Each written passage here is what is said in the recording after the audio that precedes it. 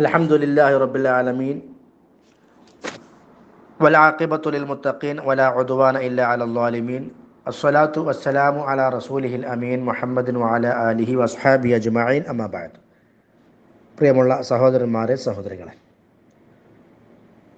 യഥാർത്ഥ സന്മാർഗത്തിലും ഹിദായത്തിൻ്റെ വഴിയിലും അല്ലാഹു തആല നമ്മളെ ഉറപ്പിച്ചു നിർത്താൻ ആവശ്യമാകുന്ന രൂപത്തിലുള്ള ദുആകൾ ഏതൊക്കെയാണ് എന്നാണ് നമ്മൾ കഴിഞ്ഞ ക്ലാസ്സിൽ മനസ്സിലാക്കിയത്.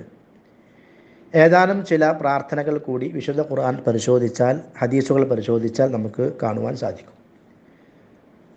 അങ്ങനെയുള്ള പ്രാർത്ഥനകളിൽ ഒന്നാണ് റബ്ബന ആമന്ന, അള്ളാഹുവെ ഞങ്ങൾ വിശ്വസിച്ചിരിക്കുന്നു, ഫക്തുബിന, അതിനാൽ നീ ഞങ്ങളെ രേഖപ്പെടുത്തണമേ, മഅശ്ശാഹിദീൻ, സാക്ഷിയായവരിൽ.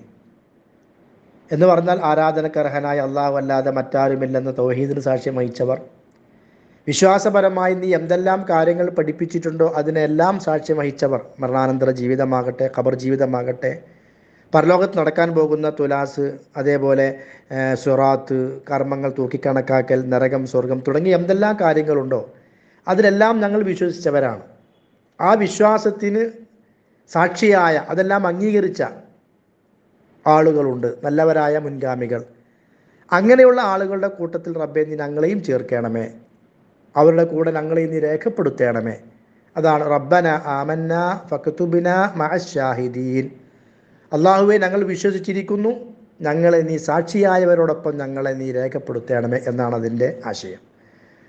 അതേപോലെ തന്നെ ഫാത്തിറ സമാവാതി വൽ അർള് അൻത വലിയ്യി ഫിദ്ദുനിയ വൽ ആഖിറ തവഫനി മുസ്ലിമൻ വഅൽഹിഖ്നി ബിസ്സാലിഹീൻ. യൂസുഫ് അലൈഹി സ്വലാത്തു വസ്സലാം നിർവഹിച്ചൊരു പ്രാർത്ഥനയാണ്.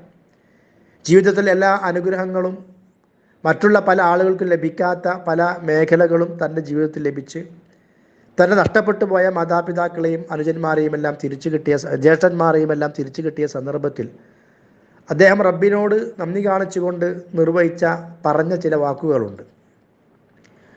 അതിൽ അദ്ദേഹം അള്ളാഹുവോട് നിർവഹിക്കുന്ന ഒരു പ്രാർത്ഥന കൂടിയുണ്ട്. അതാണ് ഈ പ്രാർത്ഥന. ഫാത്തിറ സമാവാതി വൽ അർള്, ആകാശങ്ങളുടെയും ഭൂമിയുടെയും സൃഷ്ടാവായ അള്ളാഹുവേ, അന്ത വലിയ്യി ഫിദ്ദുനിയ വൽ ആഖിറത്തി, അന്ത വലിയ്യി, നീയാണ് എൻ്റെ രക്ഷാധികാരി, നീയാണ് എൻ്റെ സംരക്ഷകൻ, യഹലോകത്തും വൽ ആഖിറത്തി, നാളെ പരലോകത്തും.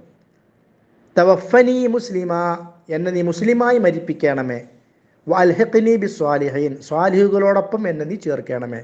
എൻ്റെ മരണാനന്തര ജീവിതത്തിൽ, ഖബർ ജീവിതത്തിൽ, പരലോകത്ത്, അവിടെയെല്ലാം സ്വാലിഹുകളായ ആളുകൾക്ക് എന്തെല്ലാം ലഭിക്കുന്നുണ്ടോ ആ ഗണത്തിൽ, ആ കൂട്ടത്തിൽ അവരോടൊപ്പം എന്നെയും നീ ചേർക്കണമേ എന്ന് പറഞ്ഞുകൊണ്ടുള്ള പ്രാർത്ഥനയാണ്.